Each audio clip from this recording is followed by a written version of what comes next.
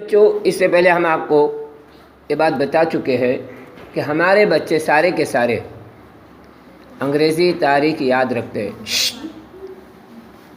انگریزی تاریخ یاد رکھتے ہیں، نہیں یاد رکھتے تو اسلامک تاریخ یاد نہیں رہتی ان کو۔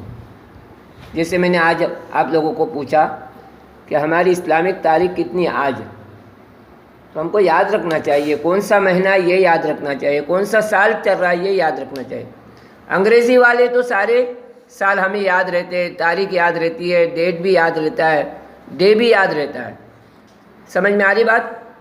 تو ہم کو جو ہے اصل عربی تاریخ یاد رکھنا ہے کہ آج تاریخ ہے 20 ربیع الاول، سنہ جو ہے 1444 ہے۔ 20 ربیع الاول سن ایئرس جو ہے ہجری 1444 ہے۔ یاد رہے گا؟ روزانہ ہم اس تاریخ کو یاد رکھیں۔ اور میں نے اس سے پہلے بتا چکا تھا آپ کو کہ کچھ تہوارات، جیسے ہمارے تو 2 تہوار ہیں، ایک عید الفطر اور عید الاضحیٰ، 2 ہی تہوار، 2 عید منائی جاتی ہے۔ تو یہ عیدوں کی تاریخ کو یاد رکھیں۔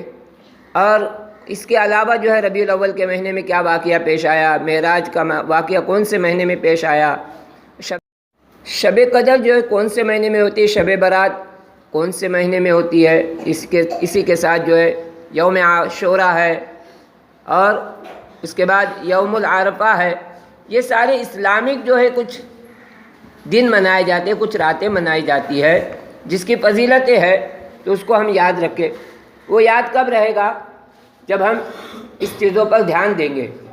اب کسی کو پوچھو 15 اگست کے دن کون سا ڈے منایا جاتا ہے، 26 جنوری کو کون سا ڈے منایا جاتا ہے، تو ہم کو یاد ہے۔ 2 اکتوبر کو کیا منایا جاتا ہے، یہ بھی یاد ہے۔ لیکن یاد نہیں تو ہمارے پاس اسلامک دن اور راتیں یاد نہیں ہے، جس کی